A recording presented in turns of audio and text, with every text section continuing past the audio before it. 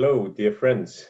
So this is the first Polish webinar for e-residents of Estonia. So we are today concentrating on business without borders and remote business. Today we have also the embassy as the main host of today's webinar, and also Artur Kuczmowski, senior partner of Thompson and Stein.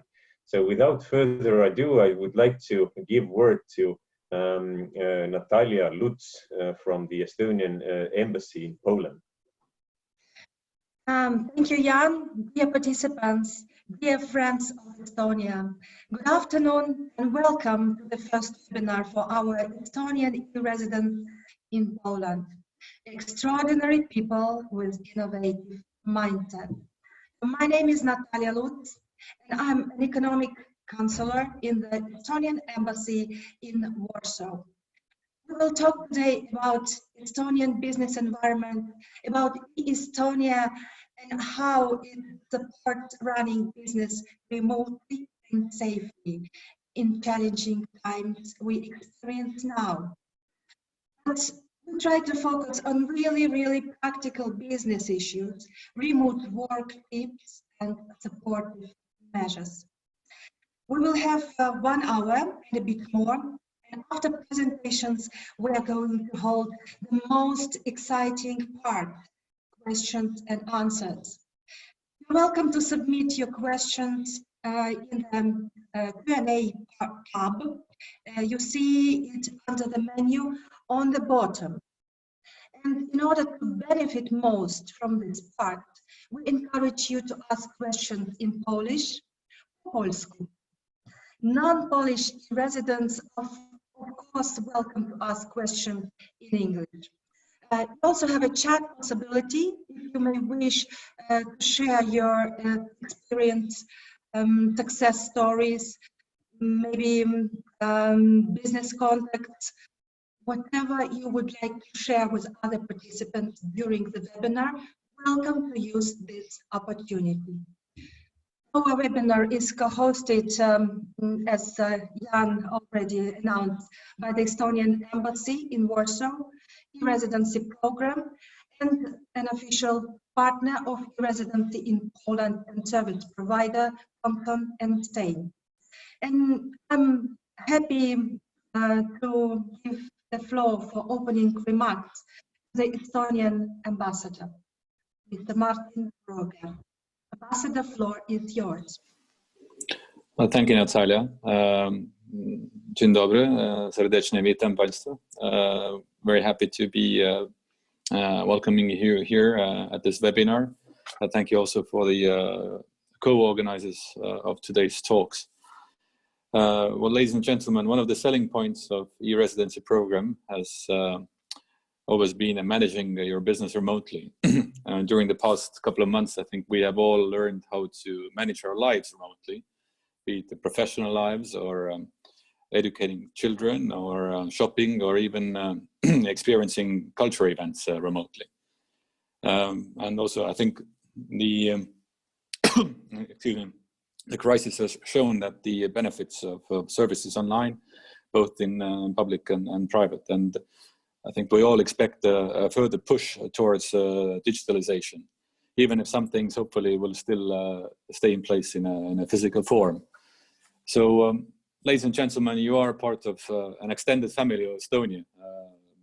I understand most of today's listeners, or all of you are Estonian e-residents. And this number has been growing both around the world and also in Poland. Just to underline that the Estonian embassy has been open throughout the crisis, months of March, April, and May. We have been open to e-residents, so a number of people on a daily basis, actually, they have come to the embassy and picked up for their e-residency cards. And of course, we've been able to advise the people also by phone and email and other means. So I think this and the interest has remained high, and I think this also shows the importance the Estonian government pays to the e-residency program, but also the resilience of the program itself. I understand that many of the e-residents have not visited Estonia yet. And of course, traveling today is a complicated business. But of course, when things improve a bit, you are all more than welcome to come to Estonia, because nothing beats the actual first-hand experience. Although in the meantime, of course, you can check out virtual tours and virtual excursions that we also provide. The health crisis has been quite stable for the past month in Estonia. The number of infections a day have been below 10. So we, like in Poland, we have been moving towards the opening of society, economy, and also we have created a travel bubble between the 3 Baltic states. In terms of allowing travel from other countries, this is also something that the government is actively discussing, how to do it in a safe way. Of course, opening up first and foremost to professional business travels, and then go on from there.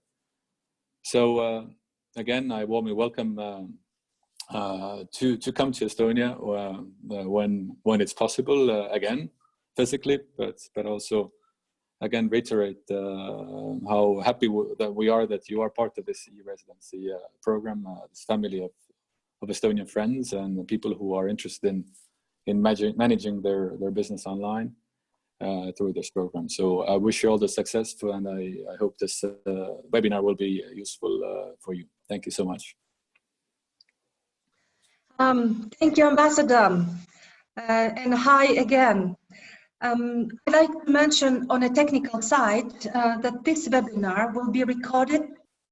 Recording will be available on YouTube later. And in my very, very short presentation, I would like to touch upon only a couple of practical topics. And first, I would like to mention is about economic measures to help businesses during pandemic crisis. It's obvious that the crisis has a huge impact on the economy, and all governments across the globe are dealing with implementation of economic measures to help their economies, to help companies and people. In March, Estonian government announced 2 billion emergency economic relief package in response to pandemic. And there were more financial allocations after that. For example, last week, it was agreed by the government to extend the remuneration compensation until the end of June. Criteria was narrowed and additional criteria established. I will not go into the details because all information is available. Please check it out on the Estonian government website, because some measures available could be also useful for you as e-residents who own active Estonian companies and meet relevant eligibility requirements. There was also an article with really practical information on the e-Residency blog about emergency economic measures available for eligible e-residents. Please check it all out, what could be useful for you. So the second topic I would like to mention is something really, really important, and it's about cyber safety. We call it also as cyber hygiene, which is the same as washing your hands, which is very, very important, especially during pandemic, as we all know. But during this crisis, the number of people working online is bigger than ever before, probably hundreds of millions bigger. At the same time, we see statistics about steep rise in COVID-19 related cyber attacks. Cyber criminals became very active to steal funds from credit cards or bank accounts. They distribute scams and malware. I believe that e-residents, you are smart people, and hear a lot about your safety online. But for those who are keen to do more and to be sure in your cyber safety, I'm happy to recommend you free cyber hygiene course by Estonian cybersecurity company, CyberXert Technologies.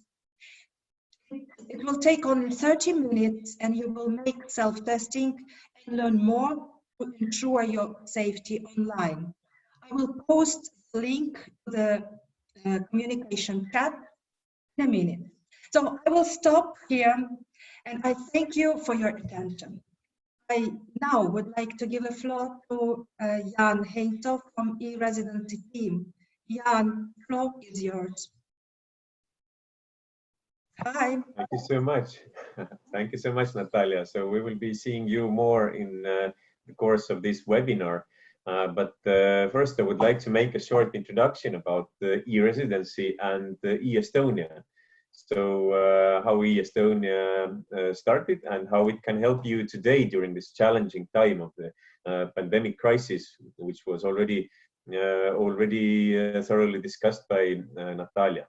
So I will try to share my screen now in order to show you a short presentation. So hopefully I will not bore those of you who have already seen the presentation at the Wolf Summit or at any other occasion for Polish. So Natalja, help me out. Tell me, am I sharing my screen? Am I sharing the nice picture of the Estonian bog? Yes, you do. Yes, you do. Great, great. So now we can start. So this is actually this is the a very typical picture of the bog in Estonia, which was visited very frequently by a lot of people during the lockdown. So many people that actually they were very close together, and the government had to say that, okay, don't all go to the bogs together. So it's also not so safe if you go and stay so close to each other. So, but without further ado, I would like to tell you about the e-Residency and how it helps business without borders. So as you know, Estonia is a Nordic country with a Scandinavian business culture. So it does differ somehow from Poland, which is a close neighbor to us in Central Europe, so that we are actually a part of Scandinavia. We think that we could be a gateway also for the Polish entrepreneurs to the Scandinavian markets. So you know, Estonia is a tiny country, just 1.3 million people, with a world-class business environment and a home of global unicorns, actually, including Skype. So many of you know about Skype. Some of you are startups yourself, I'm sure. And also one of today's main topics is e-Estonia as the first and most advanced digital society in the world, I would say. So International Tax Competitiveness Index, so 6th year in a row, Estonia has been ranked as #1. So this is something that you can take full advantage of. So Estonia is also first in terms of digital public services in the eyes of the European Commission as of last year. So these are the two main things that I think you should take advantage of as e-residents of Estonia when you are planning to open your company in Estonia. So what else? Just a few words about the business environment. So 20 minutes to establish a company, provided that you know your address first, that you know your members of the management board first, and just technically to establish a company, it only takes 20 minutes. So 24/7, you can establish and manage your business fully online. This is how you can take advantage of the remote possibilities, especially now that you have to stay home for most of your time. Hopefully not for long, of course, but after the lockdown is over, I hope that you can get used to it and you can stay home and or wherever you like in the world and do business remotely. So there is 0% corporate income tax on reinvested profits. So I will tell you just a couple of words about this. and there is easy access to new markets. So whoever wants to go, for example, to Scandinavian markets, so this is the perfect opportunity for you to go to these markets or wherever you like in the world, because it's remote possibility and virtually no bureaucracy. So the whole e-Estonia initiative was founded in order to cut bureaucracy, increase transparency. So these are the Estonian unicorns. So many of you have actually used Skype. Many of you are all the time using Bolt. Many of you have tried TransferWise, and Playtech is also an Estonian Israeli company, which we also pride to be one of Estonia's unicorns. As unicorn, as you know, unicorn is a startup that is valued at over $1 billion US dollars. So these are the 4 Estonian startups that are valued now at over $1 billion US dollars each. Just a couple of words about the taxes. Not going to tell too much about this, and in the end, of course, you can ask some questions about taxes, both in English and in Polish. And as also Natalja, I would also like to encourage you to try to ask the questions in Polish, because we have Artur Kuczmowski here who can answer tax questions and company establishment questions and all of these kinds of questions in Polish. So I can see Artur is nodding, so I'm sure he's ready to answer you in Polish. I'm here ready to support you. Excellent. Just 2 main things. Corporate income is taxed at 0% on reinvested profits. And if you distribute profits, then it's taxed at 20% or 14% in certain cases when you have made a plan to distribute your profits evenly every year. But the main principle is 0% if you reinvest the profits and 20% when you distribute your profits. Of course, there is 20% VAT tax, and there are payroll taxes of about 20% personal income tax and 33% on social security. So perhaps you have already heard that Estonia has the lowest government debt in the EU currently, and totally balanced state budget. So this is something that helps us not to raise the taxes. So you can always be sure that the taxes will remain, the tax burden will remain the same. It will not be increased suddenly. And the tax system is business friendly. It is meant to be business friendly, and it is meant to be easily administrable. Everything can be declared via e-tax and e-customs. So, but today's topic is e-Estonia. So it is e-Estonia in a way that e-Estonia is the tool how you can actually run your business remotely. So today's topic is running your business remotely through e-Estonia. So 98% of the companies are established online. Only some certain cases when it is easier to go to the notary for some people, then they go to the notary. That's also possible, but 98% of the companies are established just at home at your computer. So, but when you have an ID card and e-Residency provides you an ID card, you can be at home in Poland or you can be at home in Estonia, it doesn't matter. So you have an ID card, you can establish your company. 99% of banking is done online, obviously. Well, I think that in Poland, you also do that most of the time. 95% of tax declarations are filed online. So more and more, of course, I think that that there are very, very few people who still remain traditional in a way that they submit paper declarations. And now, since 2014, December 2014, 5.5 years ago, we have e-Residency. So this is how we open the Estonian e-services to everyone in the world, to e-Residency through the ID card. But I will tell you about e-Residency a little bit more later. So some of the principles that help you understand how e-Residency works. One is once only principle. So you tell something to an institution in Estonia, and you only have to tell it once. So bureaucracy means that you have to take some piece of paper from one institution, take it to another institution, prove something. But in Estonia, every institution talk between each other themselves. You don't have to take papers from one institution to another one. They ask each other and they do it in 1 second. They can do it through the X road in Estonia, which is the basis of e-Estonia.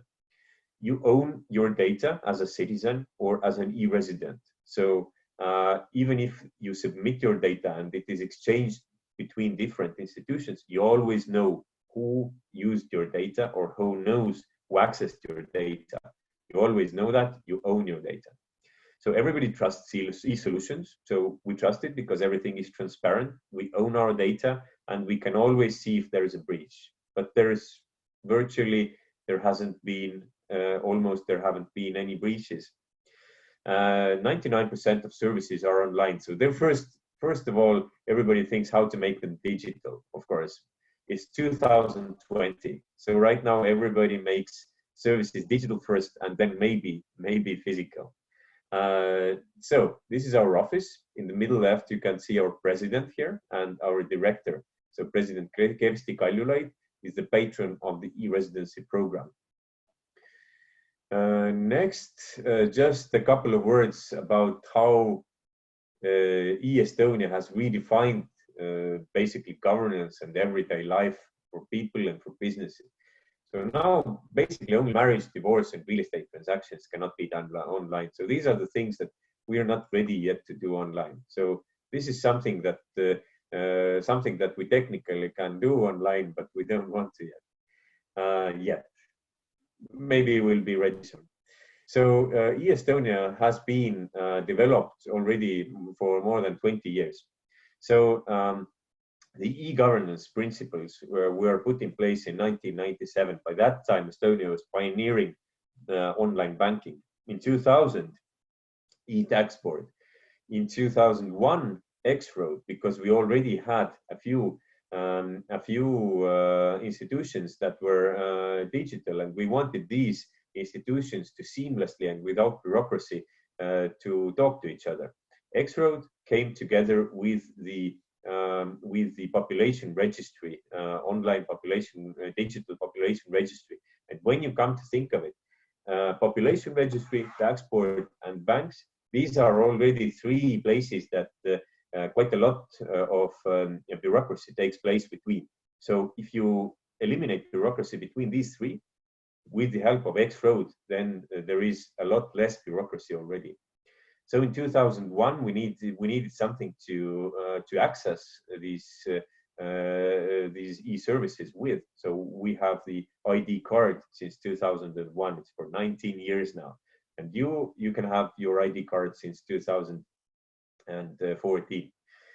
So internet voting since 2005. So we consider it a very safe way to vote, much safer than the traditional way. So blockchain principles, public safety meaning, for example, the e-police. E-police has really helped to keep the roads safer. So we saw a sharp decline actually in fatalities on the roads since the e-police started to scan the risky vehicles.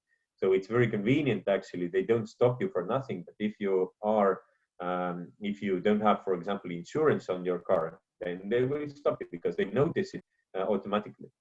E-health, you just call your doctor and you have a prescription. If they understand what's wrong with you without taking a look at you, and mostly it can be done, you can just tell the doctor what's wrong with you and they can write you a prescription. So it saves a lot of your time and of the doctor's time, especially right now when you can't actually go to the doctor most of the time. You have to stay home, and then you just call the doctor. And the e-health system right now during the pandemic has been really instrumental.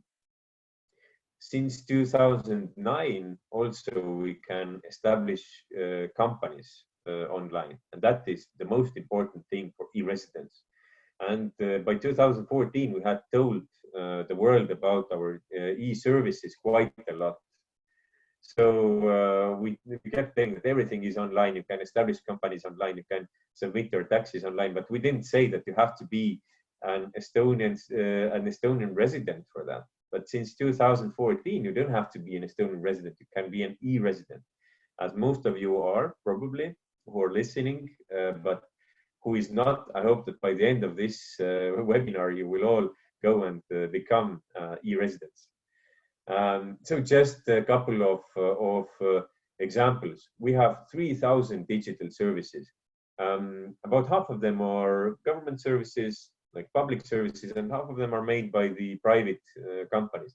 But altogether, 3,000 digital services that cover everything in our everyday life and our business. So these people, on the first glance, they seem quite different, but they have something in common. So where do we start? We can start from Angela from Germany, and on the top left corner we have Angela from Germany. So on the bottom left we have Bill from the US. On the middle left we have Emre and his team from Turkey. On the bottom we have also Artur from Turkey. On the bottom right we have Shinzo from Japan, and of course on the upper right corner we can see the Pope. But the Pope is actually receiving something that everyone here has in common, and it is this e-residency kit. So many of you have received this and have used this. So this includes an ID card, digital ID card, and a card reader. And these are the tools that you need in order to establish your company. So what is it? It's an Estonian government program, a status provided to people who are neither citizens nor residents of Estonia, but are granted an Estonian digital ID card in order to access all of the e-services. So basically, it's one-of-a-kind tool that makes Estonia the easiest place to start and manage your global business online. So who is applying? Well, basically, it's whoever wants to run an international business remotely. So including startup founders aiming to go global, including highly mobile entrepreneurs, including freelance professionals and digital nomads, basically any location-independent business owners and entrepreneurs going for new markets, obviously. But why? The main motivation is the ability to run a location-independent business. Ease of doing business remotely by using all of these Estonian e-services that I already told a little bit about. I can't tell you much about these services because there are too many, and you can start exploring them yourself. Many of you have already used many of them. You can securely access a wide range of public and private services, conduct all the banking, declare all the taxes, legally sign all the contracts and other documents, and of course, last but not least, you can join a community of like-minded people. So basically, if you're an e-resident of Estonia and you're Polish and you go to Brazil, for example, and you have e-residents of Estonia also in Brazil, so you call them up, you write to them, or you find them through the community platforms, and you can ask. Well, you're like you're already like well, you're like-minded people. You're like brothers and sisters, so you can ask each other for advice, right? It can be for some local Brazilian contacts, for example, or it can be some advice on how to use e-residency in whatever country you're at the moment. So basically, we have e-residents from all of the countries in the world. And it's actually not even 165 plus countries. It's right now it's 170 countries. It's almost all of the countries. And all of these 69,000 e-residents have established by today about 12,500 companies. And we have already 1,300 Estonian e-residents from Poland. So that's not too much, but we are really proud that the e-residents from Poland are running very successful businesses. So Artur can tell about some of the success cases, also some of the use cases of e-residents from Poland. So 270 companies have been established by e-residents from Poland. That's not a small number, 270 companies. So yeah, some of the use cases include, for example, Artur. Her business was going down a few years ago, and through e-Residency, she became a platform player. So now she's actually thriving. So basically, I think that most of you have already your e-Residency cards, but I will tell you how to get started in case you haven't started yet. So submit an application, get a digital ID card online. You submit online, get a digital ID card in your preferred location. So this location is probably the Estonian embassy in Warsaw, the place you can see on the background of Natalja. And you can get your ID card. Even now during the pandemic crisis, the Estonian embassy actually gives out the ID cards. So you have to call them, you have to set up a meeting, and then you can go and get your ID card. And Natalja also provides valuable advice to you. So get your ID cards, choose a service provider, obtain an address and the contact person in Estonia in order to help to define and structure your business. So that's about, let's say that on average, it's about 50 to 100, but the minimum cost is about 200 euros per year. So basically, you can choose from different packages that include or don't include, for example, accounting and all kinds of different services that you need. Register your company. You can do that yourself at the cost of 190 euros as a state fee. Apply for business banking. As a Polish resident, you actually have a possibility to just open your Estonian company's bank account in your Polish bank, the bank that knows you best. Or you can try to open a bank account in Estonia or at the fintech partner. So, but in case of Polish e-residents, this is actually really easy. Just go to a Polish bank and get your Estonian company and a bank account in your Polish home bank, and of course participate in the community. So for 5 years it's valid. Then you have to get it again. You have a smart card reader, PIN codes, 2 PIN codes. One is authentication and the other one is signature. So there are lots of portals that can help you get started, that help you find additional information. You can ask from us on our support email address also, and you can find information on the resources that we can provide to you. I will tell you later about where you can find this information, where are these resources. So business and corporation, basically, I will just take 1 minute of your time and tell you about the basics. So 90% of the people register a private limited company. It is like an OÜ type of a company. So you can register any type of a company, but almost everyone registers a private limited company. You have to get the contact person and legal address in Estonia. So this is something you have to get by law, and this is what will be provided to you by these service providers at the cost of about 200 euros per year. So all of these options for business banking that we already talked about, and you know, e-residency is not tax residency, so not for you personally. E-residency provides you an opportunity to actually open a company in Estonia, and your company, your Estonian company, will be a tax resident of Estonia, but not you. So any income generated in your Estonian company, of course, this will be subject to Estonian tax regulations. But personally, as an e-resident, you will stay tax resident in Poland.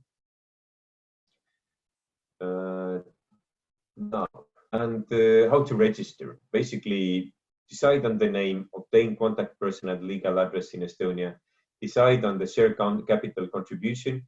You can defer it. You don't have to put 2,500 euros for your private limited company in at once. You can put it during the first financial year, actually. choose the main area of activity based on what you think will generate the most value for you, what you want to do, and complete the registration. Digital signatures by all founders. You know, you have to, every founder has to be an e-resident if you want to found your company through e-residency altogether. So, and now the resources. So how to find the best contact person and the legal address service provider, for example. So use the marketplace on our website. So it's like a one-stop shop for you. So you can find virtual office service providers, you can find tax and legal consulting. Also we have Thompson and Stein as a member of our marketplace. So business banking and payments. So out of Estonian banks, like traditional banks, LHV Bank is the one that doesn't check like the criteria of physically having an office in Estonia, for example, or a factory in Estonia. So they look at the other criteria. The other banks usually want you to have an office in Estonia. You can ask more about Thompson and Stein because Artur has personal first-hand experience with this. Then such fintechs as Payoneer, TransferWise, Becerra, Stripe, all of these. This much for banking. Taxation, we already covered basically that you will remain the tax resident of the country where you are, where you live. So, but your corporate tax residency for your company, of course, will be in Estonia if you establish an Estonian company. This is an Estonian tax resident company. But of course, there are rules. If for example, the place of effective management, sorry, I have a slide here that I didn't show you. If the place of effective management of your company is in another country, then of course the tax board of that country can say that you are tax resident of that country. But this is quite a complicated issue. Thompson and Stein, ourselves, other companies on the marketplace can consult you on how to define your tax residency. So all of the resources for what you need, the information that you need about the e-residency and how to use it are online. So the knowledge base on our website should tell you everything about what you need. E-Residency blog. There are lots of great articles on the e-Residency blog. And there is a business guide made by PricewaterhouseCoopers for e-residents. So it answers all of the questions that we have, like recurring, frequently asked questions that we have from e-residents. If you have questions, this is where you can find answers. learn.eresident.gov.ee. So you can find out more. And of course, today is the day when you can ask all the questions. All the questions you can ask in English and in Polish after Artur Kuczmowski's presentation. So right now, I will give the floor to Artur Kuczmowski, Senior Partner of Thompson and Stein. Artur, the floor is yours. Thank you, Jaan. Thank you, Jaan, for such a great presentation.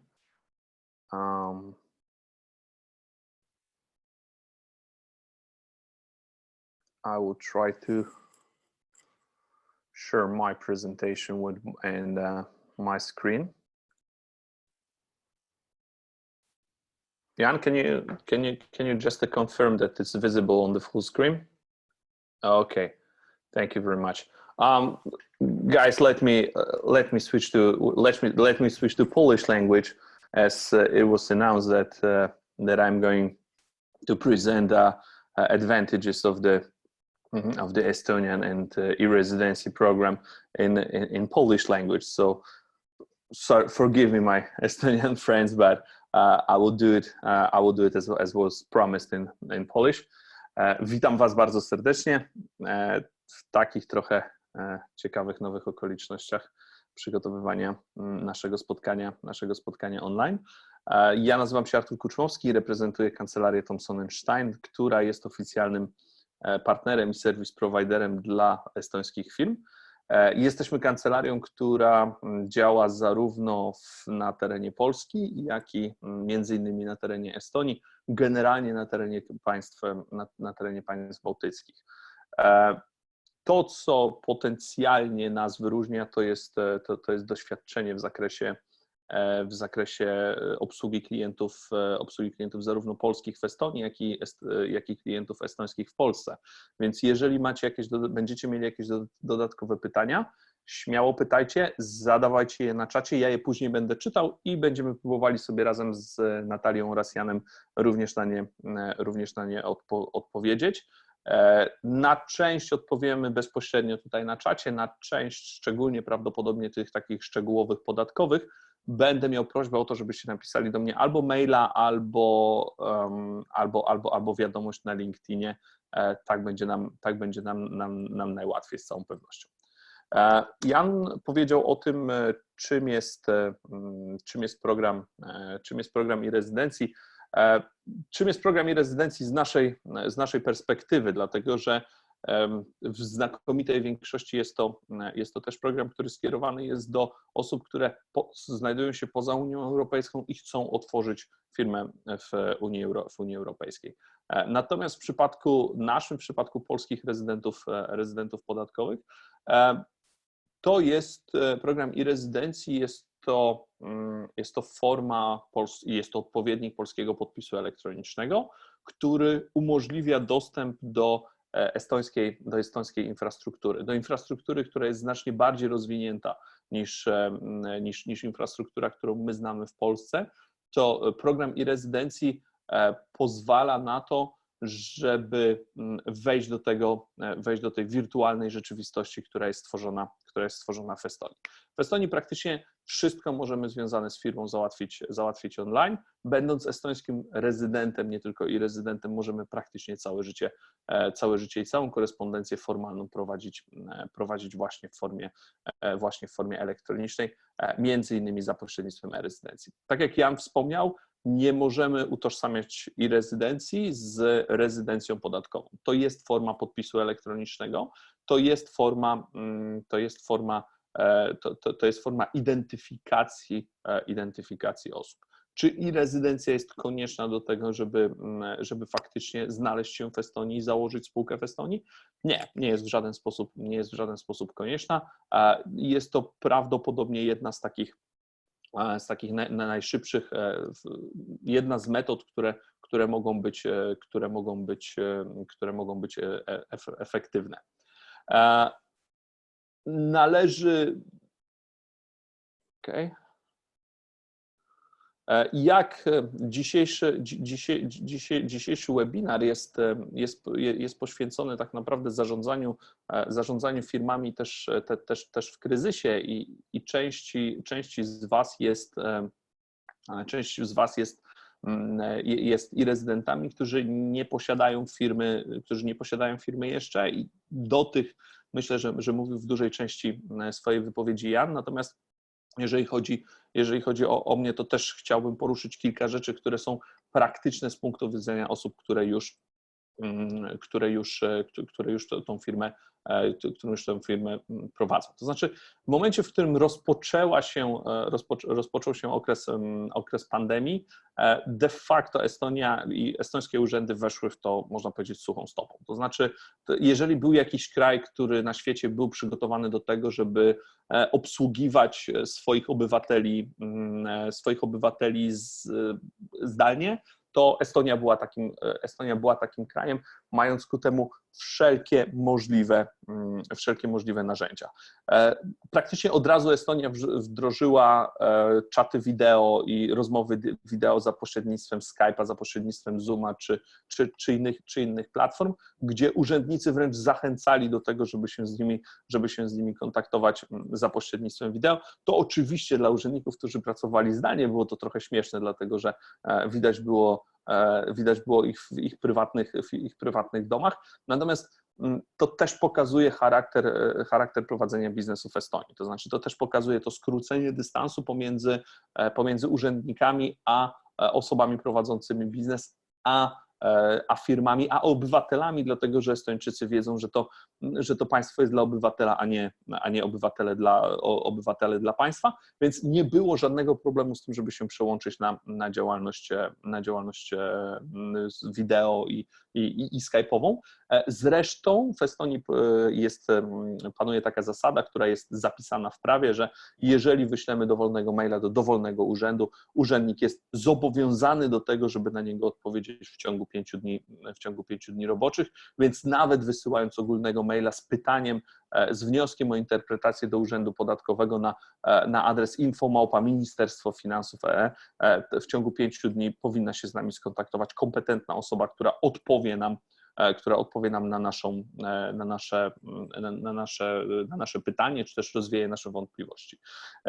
Księgowość w Estonii, o czym powiedział Jan, jest w 100% prowadzona elektronicznie, jest w 100% prowadzona zdalnie. To my naszym klientom chociażby udostępniamy zewnętrzne dyski, które dają możliwość wgrywania tam dokumentów księgowych, które następnie z automatu są zasysane przez estońskie programy księgowe. To znaczy nie ma konieczności prowadzenia przez księgowość papierowej dokumentacji. Papierowa dokumentacja zawsze znajduje się w firmie i bardzo rzadko estońskie urzędy o to proszą. Wszelkie kontrole i sprawdzenia poprawności rozliczeń firm estońskich odbywają się również online. I one wcale nie ustały w trakcie kryzysu, natomiast one się zarówno odbywają inaczej, bo odbywają się online, ale też i są zupełnie w inny sposób nakierowane, to znaczy są nakierowane na sprawdzenie poprawności działalności firmy, a nie raczej na szukanie jakichś tam dodatkowych środków, żeby wycisnąć je z podatnika. Więc elektroniczna księgowość w tym wypadku, jeżeli zdarzy Wam się kontrola, ona prawdopodobnie będzie wyglądała tak, że estoński urzędnik poprosi o set dokumentów, Waszą księgowość, którym my wówczas wysyłamy i kontaktujemy się i pilotujemy sprawę tak naprawdę do końca. Bardzo rzadko jest tak, że urzędnicy wzywają na osobiste przesłuchanie, a jeżeli tak jest, to ono zawsze odbywa się w terminie dogodnym dla wszystkich stron. To, co jest istotne, to jest to, że system e-Rezydencji jako rodzaj podpisu elektronicznego wpisuje się w całe środowisko, to znaczy wiadomo, że jest jeden, że jest ze sobą zintegrowany i że wszyscy go używają, to znaczy za pośrednictwem e-Rezydencji możemy zaszyfrować sobie dokumenty pomiędzy nami, pomiędzy e-Rezydentami, znając wasz e-SQL kod, ja mogę jakikolwiek dokument podpisać i zaszyfrować konkretnie dla Was, dla konkretnej osoby. To powoduje też łatwość w zawiązywaniu kontaktów pomiędzy firmami. W tym momencie w Polsce, jeżeli chcielibyśmy podpisać umowę z jakąś firmą, nawet przy użyciu profilu zaufanego czy któregokolwiek z podpisów elektronicznych, najpierw musimy się dogadać, którego formatu będziemy używać, najpierw musimy uzgodnić, jak one będą zaszyfrowane. W Estonii jest to prostsze i ten system spowodował, że firmy w trakcie negocjacji swoich kontraktów po prostu przeniosły je zdalnie. Zresztą Estonia była też pierwszym krajem, który na kryzys odpowiedział nie na zasadzie zamykajmy się, zobaczmy co będzie, tylko na zasadzie aktywnej działalności i sam pomysł urządzenia światowego hackathonu pod hasłem Hack the Crisis, mającego na celu de facto to, żeby znaleźć jak najfajniejsze rozwiązania, żeby znaleźć jak najfajniejsze rozwiązania technologiczne do walki z epidemią koronawirusa, właśnie to pobudziły. I to pokazuje myślenie Estończyków, to znaczy takie bardzo pragmatyczne, technologiczne myślenie. Natomiast pytanie jest takie, i o tym mówił Jan, że co prawda firma może być założona w ciągu 20 minut pod pewnymi warunkami, tak? To znaczy najpierw, że faktycznie zostaliście rezydentami, w drugiej kolejności, że faktycznie macie związek z jakimś service providerem i podpisaną umowę. Jeżeli nie posiadacie karty e-rezydencji i jeżeli zależy Wam na czasie, no to wówczas lepszym sposobem może okazać się po prostu wyznaczenie nas jako pełnomocnika do reprezentowania Was w Estonii. To znaczy i co mogą zrobić service providerzy i w jaki sposób są pomocni dla Waszej obecności w Estonii. Oczywiście, tak jak powiedział Jaan, adres rejestrowy i usługi Contact Person. Zresztą sam pomysł Contact Person jest świetnym rozwiązaniem, dlatego że to jest nic innego jak licencjonowana lokalna osoba kontaktowa, która może odbierać i wysyłać w imieniu firmy korespondencję z urzędami estońskimi. Usługi księgowe, bo service providerzy zazwyczaj oferują usługi księgowe. My chyba jako jedyni również oferujemy usługi księgowe w języku polskim. No i mając przy okazji znajomość prawa i umowy o unikaniu podwójnego opodatkowania między Polską a Estonią, to potencjalnie jest dla niektórych naszych klientów dosyć ważne. Prawdopodobnie w trakcie życia swojej firmy będziecie potrzebowali uzyskać certyfikowane wyciągi z rejestrów, czasami dokumenty apostille. Service providerzy tym my się właśnie zajmujemy w Waszym imieniu, chociażby jeżeli potrzebują jakieś instytucje certyfikowanych wyciągów, podbitych za nie tylko elektronicznych wyciągów, które nie są honorowane przez większość instytucji, wówczas my możemy Wam dostarczyć to w takiej formie. No i oczywiście jest kolejna rzecz, to znaczy samo założenie firmy przez e-Rezydencję online jest stosunkowo proste, natomiast część zmian w spółce musi być dokonana w formie tradycyjnej, to znaczy chociażby jeżeli chcemy podnieść kapitał poprzez wniesienie niepieniężnego wkładu, poprzez wniesienie know-how, poprzez wniesienie jakichś tam rzeczy do spółki, wówczas to musi być zrobione notarialnie, czy też dołączenie kolejnego udziałowca do spółki, czy też sprzedaż udziałów w spółce również wymaga formy aktu notarialnego. Więc to jest oczywiście tak, że e-rezydencja to jest świetna brama do tego, żeby faktycznie wejść do Estonii, natomiast im firma bardziej się rozwija, tym potrzebuje bardziej profesjonalnego wsparcia. Stąd też jest to całe środowisko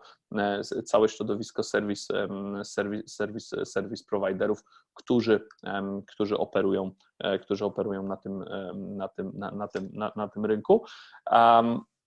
Przechodząc do części Q&A, jeżeli macie jakieś pytania, jeżeli chcecie mi je zadać bezpośrednio, zapraszam tutaj, jest mój adres mailowy czy numer telefonu i możecie śmiało pisać na WhatsAppie, Telegramie, bezpośrednio powołując się na to nasze dzisiejsze spotkanie lub jeżeli tak wolicie, śmiało zapraszam Was na naszego LinkedIna. Tam też staramy się mówić dużo na temat i zarówno na LinkedInie, jak i na Facebooku na temat Estonii, na temat tego, co jest fajne w Estonii, na temat tego, jak funkcjonuje Estonia w kontakcie z przedsiębiorcami z całego świata. So, Natalja, can we start with Q&A? Yes, please. Please continue and continue po polsku. Okay.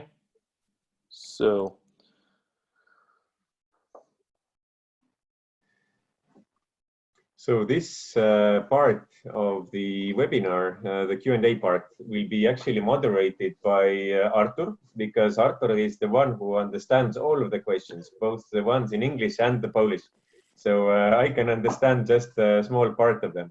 So yeah, I think that we can start from the beginning, of course, with the. Okay. I will start with from the beginning then. Adam Juchniewicz, how do taxes work if you live in Poland but operate through a Estonian e-company? Does the individual pay income taxes in Poland?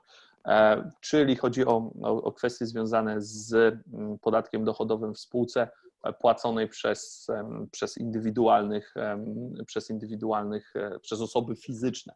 To znaczy, co do zasady spółka jest zarządzana z tego miejsca, w którym znajduje się jej miejsce zarządu. Oczywiście, tak jak powiedział Jaan, spółka jest rezydentem podatkowym Estonii, natomiast polskie organy mogą badać to, na ile ta spółka jest faktycznie zarządzana z terenu Estonii albo spoza terenu Polski, a na ile jest ona zarządzana z terenu Polski. W przypadku, w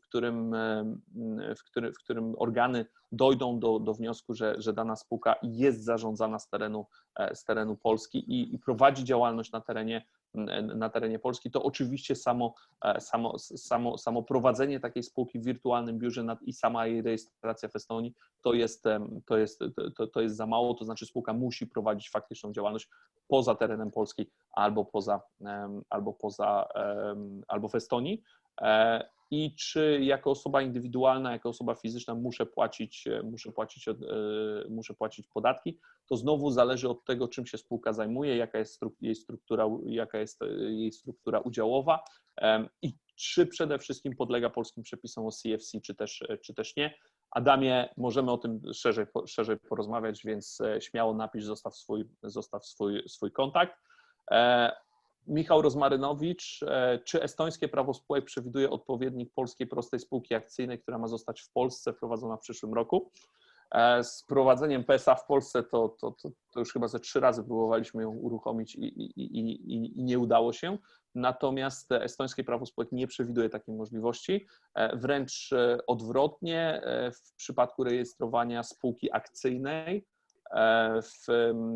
rejestr akcjonariuszy jest prowadzony przez Nasdaq Estonia i żeby zostać akcjonariuszem w estońskiej spółce akcyjnej, musimy mieć rachunek w domu maklerskim w jednym z krajów bałtyckich. Oczywiście w przypadku spółki OU, no to w tym momencie jej nabycie udziałów również wymaga formy z podpisów notarialnie poświadczonych, tak jak w przypadku polskiej spółki ZOO. Jaan. Artur, I had one comment, and I'm surprised myself, but Mr. Adam Juszniewicz has written also a question. Can you answer that in English? Because I don't speak Polish. I'm very surprised because this name is clearly a Polish name. But maybe we can answer the questions that have been answered in English. Okay. We can answer them in English. In this case, I'm very surprised, but Adam didn't actually speak Polish. Okay. And the next question, Jakub Pawłowski. Czy czytnik kart i rezydentury jest kompatybilny z systemami Linux? I Kuba jeszcze napisał, że nie wnioskował jeszcze o uzyskanie e-rezydentury. Czy jest kompatybilny z systemami Linux? Tego do końca nie wiem. Przepraszam, tak. Teraz sobie przypomniałem, że jest możliwość ściągnięcia aplikacji na Linuxa, natomiast do większości serwisów logujemy się za pośrednictwem przeglądarki. Tam z przeglądarek, które są polecane, najlepszy jest Firefox, dlatego że ta wtyczka do Firefoxa działa najlepiej, sterowniki funkcjonują najlepiej. Co ciekawe, im starsza wersja Firefoxa, tym działa to stabilnie. Szymon mówi o tym, że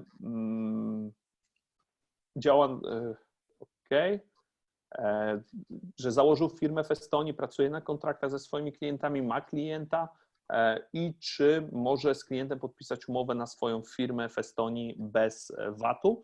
No, to zależy przede wszystkim od tego, gdzie jest wykonywana usługa, pod który kraj, pod legislację którego kraju podpadamy. I to zależy od tego też, jaka jest wartość takiego kontraktu, bo jeżeli przekraczą 40 000 euro, które jest obowiązkowe do zgłoszenia się do VAT-u w Estonii, wówczas mamy do czynienia z VAT-em estońskim. Natomiast jeżeli dojdzie do transgranicznego przeniesienia towarów, to może być tak, że możemy w przypadku, kiedy obydwie strony są aktywnymi podatnikami VAT UE, możemy wówczas to zrobić na zasadzie VAT-u zwolnionego. Tak? Kolejne pytanie, jakie korzyści z e-rezydencji może odnieść polski obywatel, który chce prowadzić skromną jednoosobową działalność gospodarczą, który na stałe mieszka w Polsce? tak naprawdę po rejestracji takiej, największą korzyścią dla takiego człowieka jest fakt, że będzie miał estońską działalność gospodarczą prowadzoną w Polsce, to znaczy będzie ona zarejestrowana w Estonii, natomiast w przypadku jednoosobowej działalności gospodarczej powinien się taki człowiek zarejestrować do podatku w Polsce i powinien odprowadzać składki ZUS-owe również w Polsce. Pamiętajcie o tym w przypadku jednoosobowych działalności gospodarczych. Generalnie w przypadku działalności gospodarczej opodatkowane są one zawsze tam, gdzie jest wasze stałe miejsce zamieszkania. Zawsze tam, gdzie macie rezydencję podatkową, a więc w tej sytuacji organy mogłyby uznać i na pewno by uznały za sztuczny twór. W związku z tym, tak jak powiedział Jaan, jednoosobowa działalność gospodarcza nie jest do końca dobrym rozwiązaniem.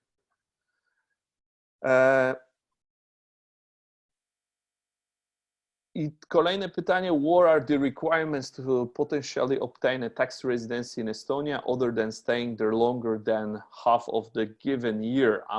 And as Jaan mentioned, we're going to be answering this question as well in English. If we speak about the tax residency, the person who asked this question wasn't quite precise, and I will answer you briefly about two kinds of tax residency. I mean, the residency of individuals, so it means that you're always resident of the country when you spend more than 183 days in a year, or where is you're located your center of business activity, or where your family, where is located your family. So each time we have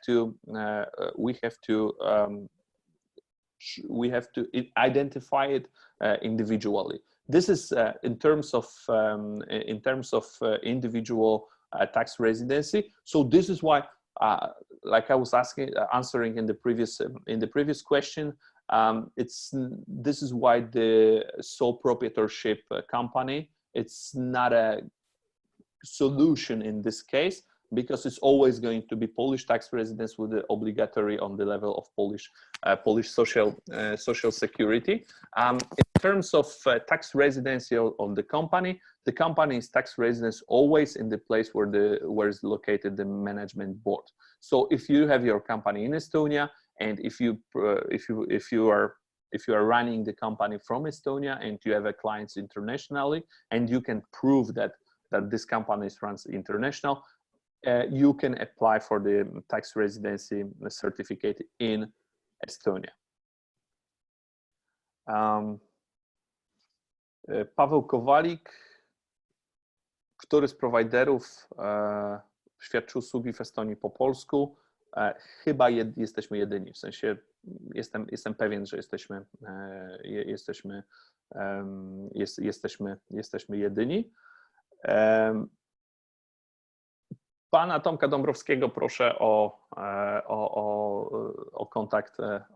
kontakt bezpośredni i zostawienie do siebie namiarów. Tak samo jak Kubę. Odpowiadając na pytanie Bartka, jak wygląda sytuacja przeniesienia spółki produkcyjnej, pozostawiając własność w postaci zakładów produkcyjnych oraz pracowników w Polsce. Pamiętajcie najważniejszą rzecz. Spółka jest zawsze opodatkowana w miejscu, gdzie prowadzi swoją fizyczną działalność gospodarczą, więc może być sytuacja taka, że będziecie mieli estoński zarząd, że będziecie wszelkie kluczowe decyzje prowadzili w Estonii, będziecie mieli realne biuro w Estonii, natomiast zakład produkcyjny będzie w Polsce i pracownicy będą w Polsce. Wówczas dochody z takiego zakładu, to znaczy w Polsce pojawi się permanent establishment dla takiej spółki, więc ona zawsze będzie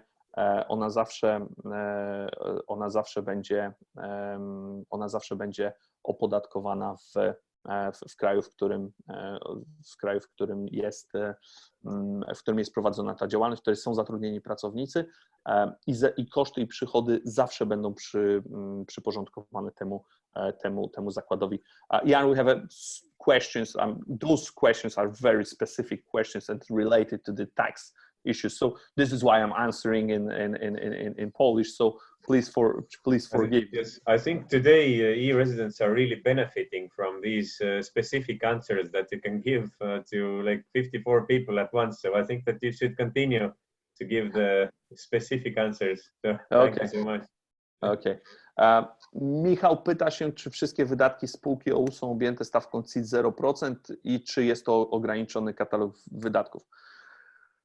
Polecam mój tekst w dzienniku Gazecie Prawnej zeszłego tygodnia. On na pewno znajduje się gdzieś online. Stawka CIT w Estonii nie wynosi 0%. CIT w Estonii to jest 20%, nie 0%. W związku z tym nie ma katalogu wydatków, które są objęte CIT-em 0%. Po prostu spółka estońska płaci podatek w momencie wypłaty dywidendy, a nie w momencie osiągnięcia faktycznego zysku. Nie ma czegoś takiego jak stawka estońskiego CIT. Jest kompleksowy model podatkowy, który funkcjonuje w danym kraju.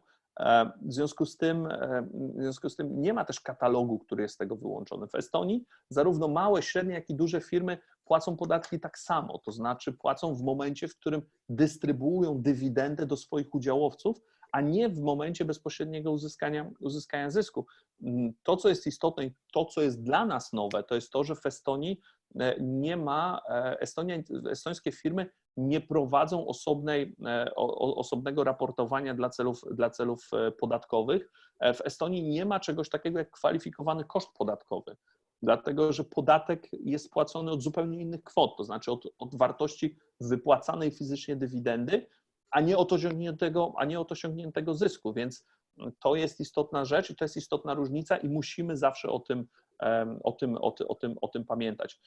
Szymon pyta się, jaki jest koszt obsługi księgowej. Możemy to przyrównać do kosztów obsługi księgowej w polskich podmiotach, w polskich spółkach. Jeżeli napiszesz, to możemy ci śmiało przesłać nasz cennik. May I add maybe also, Artur, I don't know if I understood exactly correctly, but yes, you pay the corporate income tax when it is distributed, but then again, in Estonia, when you have paid this dividend income tax, then after that you don't have to pay again the personal income tax. So it is basically the one tax. When you do it, this is for the Estonian. Yeah, this is for Estonian. When you explain this to the Polish tax authorities, I don't quite know 100% if you already explained this or not. But then, of course, it depends on how you also explain it. So I think you were the one who once explained it to me how it is best to do. So that you don't pay twice. There was one question about it, that if you have already paid like dividend tax in Estonia, do you have to pay again in Poland? So I think that you are the best person who knows the answer to this and who knows exactly what to do in these situations. So. I mean, yeah, you don't. It depends on. Of course, it depends case by case, right? I would rather avoid saying strictly yes or no without knowing the company, without knowing the activity, without knowing the exact example of how this dividend was distributed. According to the Polish-Estonian tax treaty, if the tax is paid in one country, then it's exempt in the second country. This is the general rule. Of course, exactly. Then we go detailed in the terms of taxation because there is Polish tax system doesn't recognize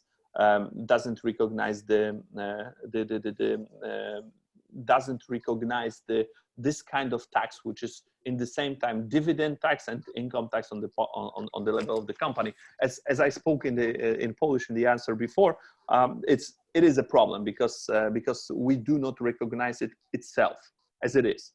If you are Estonian resident, that's quite simple. You withdraw the dividend, you don't need to be taxed again. In case of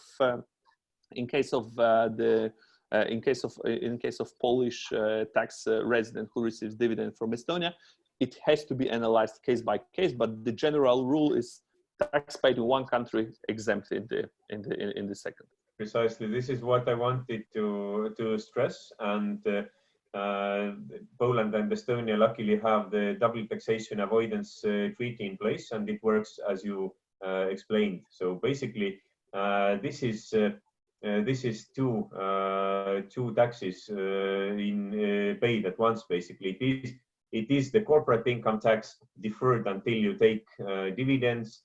Then you pay basically 20%, but after that there is no more physical personal income tax, because this is already paid. So this is one tax. This is what I wanted to stress. And according to the double taxation avoidance treaty, it should be possible also to avoid paying it to the second time in Poland. But yeah, it is case by case, and of course determining your tax residency and permanent establishment, it is quite a tricky issue which has to be addressed case by case, always together with consultants. So yeah, back to you, Artur. Yeah, thanks. I had this option to drink some water then. So answering another questions. Sufyan asked a question. If he's a Pakistani national having United Kingdom Ltd, now he wants to get an e-residency with a company registration, but he's in Pakistan and there is no Estonian embassy in Pakistan. So what is the solution to receive an e-residency card? Jaan or Natalja, you're going to be more familiar about the consular rules that I am. You can choose. So basically, yes, if there is no Estonian embassy or general consulate in a specific country like Pakistan, then you can choose the country wherever you want to fly. It can be a nearby country. You can go to New Delhi, but also you can go to Estonia. You can come and pick it up here, or if you want, you can actually come and pick it up in Warsaw. So, so you have options. But indeed, Pakistan, we can't deliver the card to Pakistan because you have to give your fingerprints, and it is a very official process. So you have to go where the official card distribution place is. For in some cases, we have organized consular missions to provide cards in places where you don't have a pickup location. So we have had temporary pickup locations in different cities in the world. Right now, in terms of Pakistan, I can say that this is not on our list right now. We're not going to have a pickup location in Pakistan in the nearby future. So yeah, the rule of thumb is that there is a list, and you can choose any from this list. And sometimes we have consular missions, but don't count on them if you don't see it on the list. Okay, thanks, Jaan. Thanks, Jaan, for this answer. Next question asked by Małgorzata, and obecnie mieszkam w Chinach i mam tutaj rezydencję podatkową. Czy też jako jednoosobowa działalność zarejestrowana w Estonii, przepraszam, muszę odprowadzać dodatkowe podatki w Chinach? Oprócz obywatelstwa nic nie łączy mnie z Polską. Małgosiu, jeżeli jesteś chińskim rezydentem podatkowym, no to tak naprawdę w tym momencie najważniejszą rzeczą to jest umowa o unikaniu podwójnego opodatkowania pomiędzy Chinami a Estonią. O ile taka jest, Jaan, do we have in Estonia tax treaty between Estonia and China? I believe so. Sorry. So you can hear me better now? Yes. I will check it in a moment, and I will tell you, because I believe so, but I'm pretty sure, but so yes, I'm 99% sure. Tak, a więc Małgosiu, prawdopodobnie trzeba by się było odwołać do samych regulacji chińskich, no bo jeżeli jesteś chińskim rezydentem podatkowym, to podlegasz pod te regulacje. Sławek pyta się o podatki narzutu na wynagrodzenie członków zarządu z tytułu pełnienia funkcji prezesa. Pamiętam, że my to szczegółowo kiedyś opisywaliśmy w publikacji jednego z partnerów naszej kancelarii, Krzysztofa Sosnowskiego, dotyczącej kwestii wynagrodzeń członka zarządu w Estonii versus umowa o unikaniu podwójnego opodatkowania pomiędzy Polską a Estonią. Generalna zasada jest taka, że jeżeli wypłata dla członka zarządu w Estonii jest opodatkowana podatkiem liniowym 20%. Więc nie jest tak jak w Polsce, że mamy do pewnego momentu 85 000 mniej więcej pierwszy próg podatkowy i później po przekroczeniu tego pierwszego progu podatkowego płacimy 32% według skali. Natomiast w Estonii jest zawsze płaskie wynagrodzenie w wysokości 20%. Ale podatek to jest jedna sprawa, natomiast bardzo istotną sprawą jest też wpływ ubezpieczenia społecznego, gdyż zgodnie z estońskim prawem powinniśmy od tego zapłacić składkę społeczną, o ile nie podlegamy ubezpieczeniu społecznemu w jakimś innym kraju Unii Europejskiej. W związku z tym do tego, żeby Estonia nas zwolniła z zapłaty ubezpieczenia społecznego, musimy przedstawić formularz A1 z polskiego ZUS-u, pokazującego, że jesteśmy objęci tutaj w Polsce ubezpieczeniem społecznym, że ktoś za nas opłaca składki ZUS. No i wtedy przez analogię możemy zastosować polskie przepisy mówiące o tym, że składki ZUS członków zarządu powołanych na zasadzie powołania w spółce są zwolnione z ZUS-u. Czyli reasumując, opodatkowujemy wypłatę w Estonii, w Polsce jest zwolnienie z Social Security czy z ZUS-u. Jan, we have an answer about the China. Yes, the answer is yes. Since 2000, since the year 2000, we have a double tax avoidance treaty with China. Mm-hmm. Okay.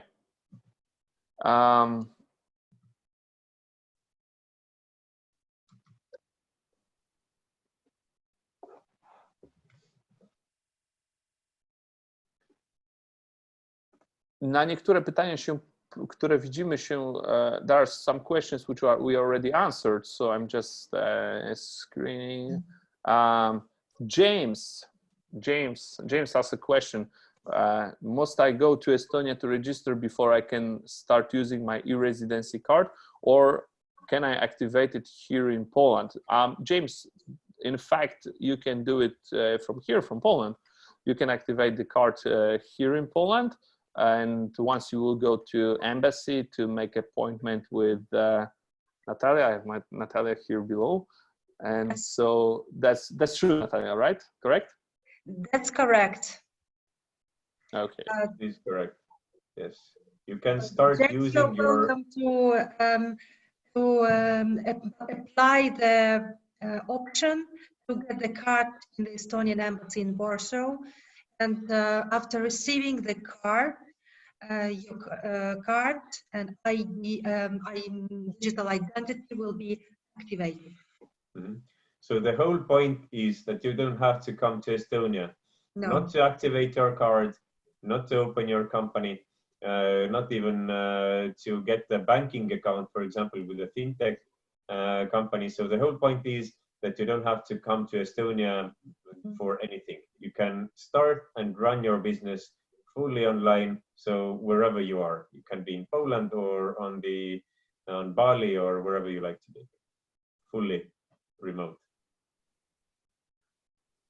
It's fully activated already when you receive it. You have to activate it online, but yes, it is fully ready to use.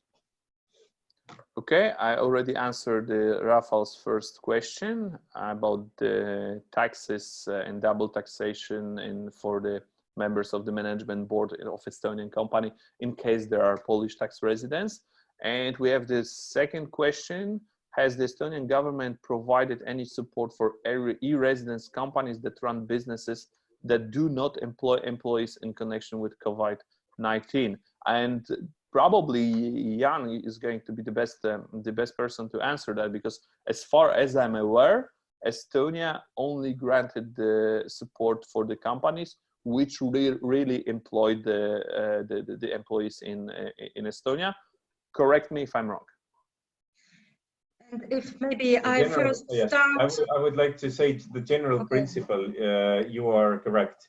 So many of the e-resident companies don't have a physical connection with Estonia. So for these companies, the Estonian support measures sadly do not apply. But Natalja has studied this issue in more detail before this webinar. So Natalja can tell you more about the Estonian support to companies, including e-residents. Yes, thanks. And first of all, I have to say, we have to be aware that there are no specific measures, support measures designed for e-resident companies. But there are general measures to support companies who run their businesses in Estonia and who suffered due to epidemic. That means that there are criteria. One of criteria, for example, the company should show that the turnover has been fallen at least 50%. There are other criteria.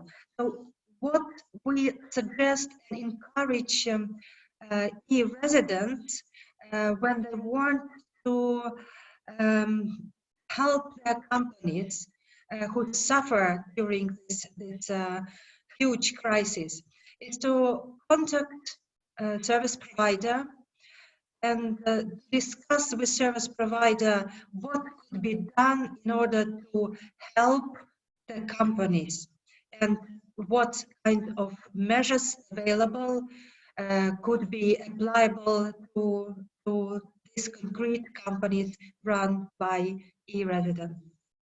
Yes, I mean that's fully true. And guys, you have to have in the back of your head one thing. I mean, there is not such a thing like e-residence company. I mean, it's just the e-residence is a way of establishing the company, and this is your electronic identity and electronic signature.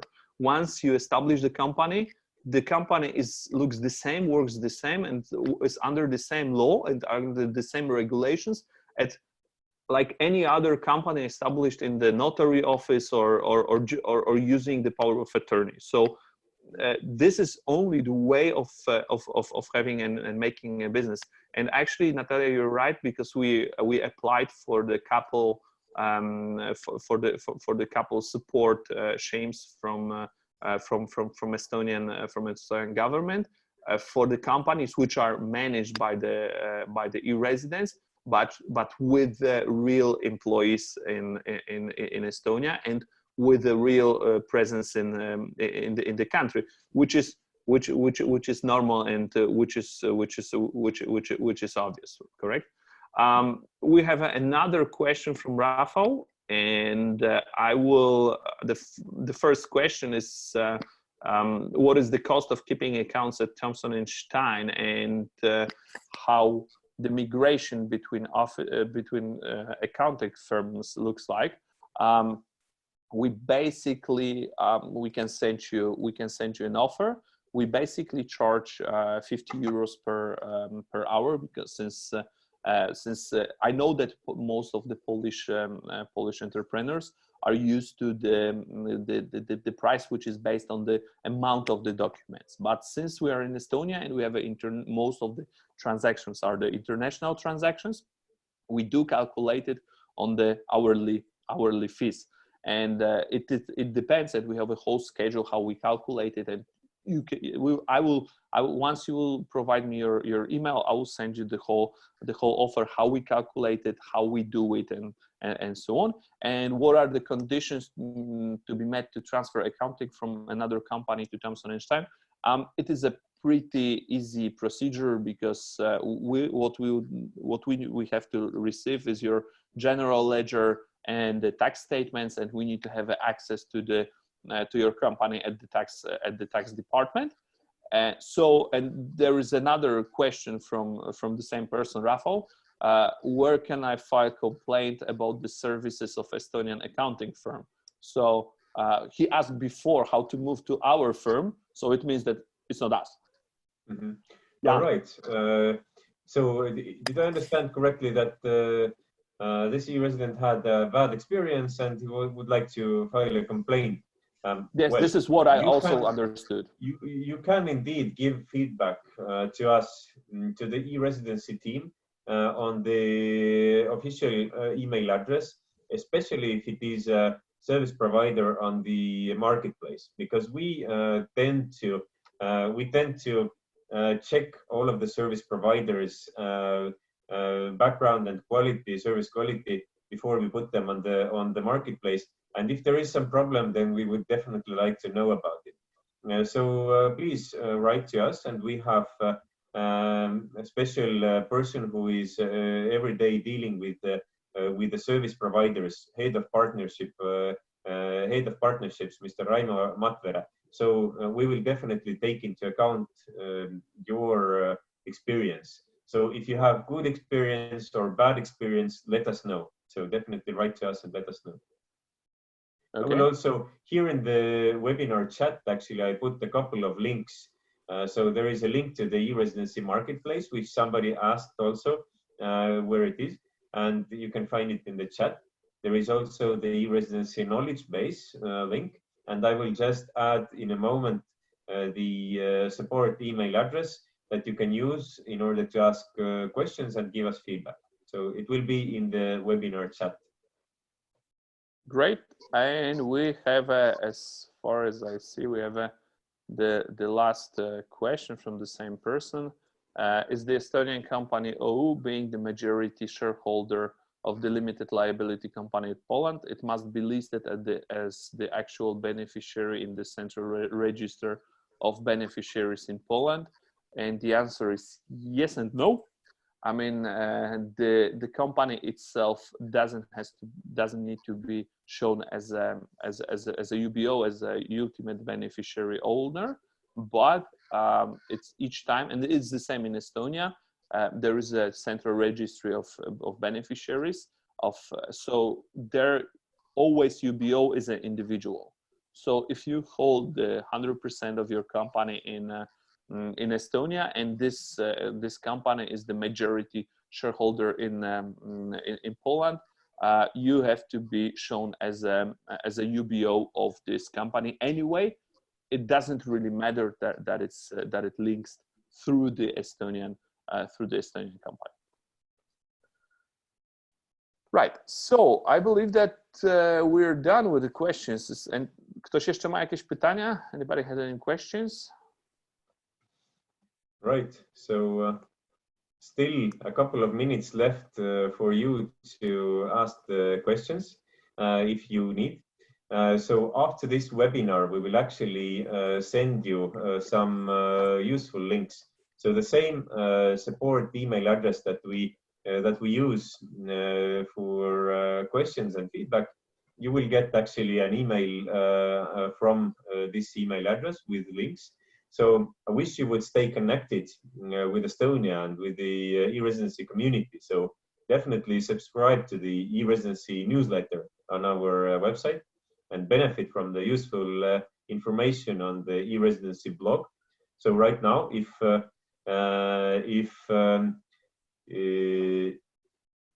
Artur doesn't interrupt me, that there is some important question that we receive on the questions and answers box, then I think that we should conclude the webinar right in time.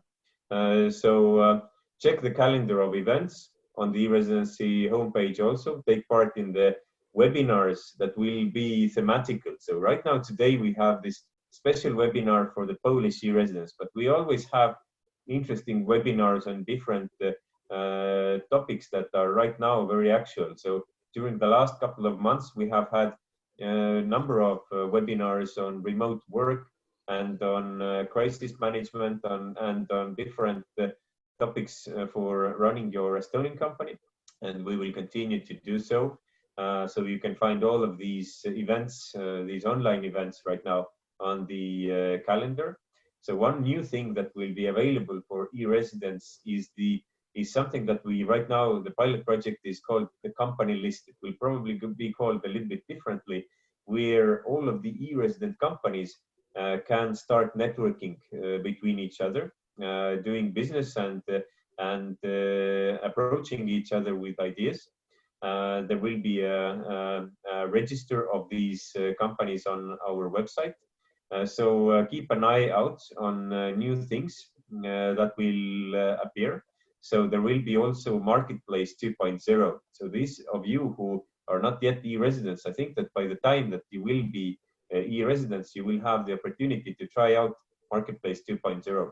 So you will fill out the questionnaire, and we will let you know which marketplace service provider will provide you the exact right services for your precise use case. For example, if you're from Poland, chances are that we will recommend Thompson and Stein, as Artur already said, the only one who speaks Polish on the marketplace. So we have these new developments coming.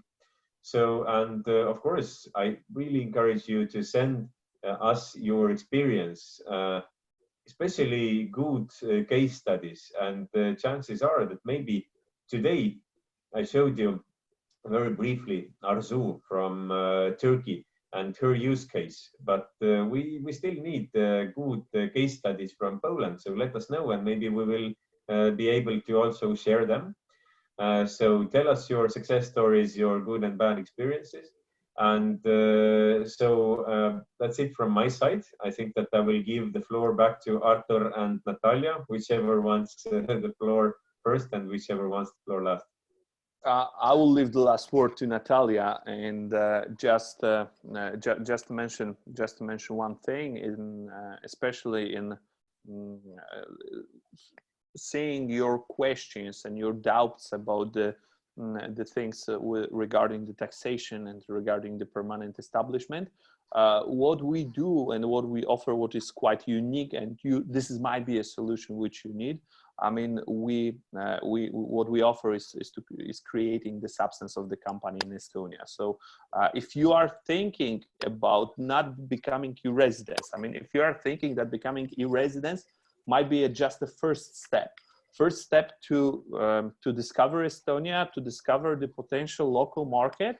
I mean, and this is the success story about which spoke Jaan. And this is, and if you would like to do more, if you are thinking about registering your place of living in Estonia, if you are thinking about getting more into Estonia, to buy property there, to have a Estonian driving license, to have a Estonian identity card, not exactly e-Residency, which will support you in with the contacts with the local banks, and which will strengthen your connections to Estonia.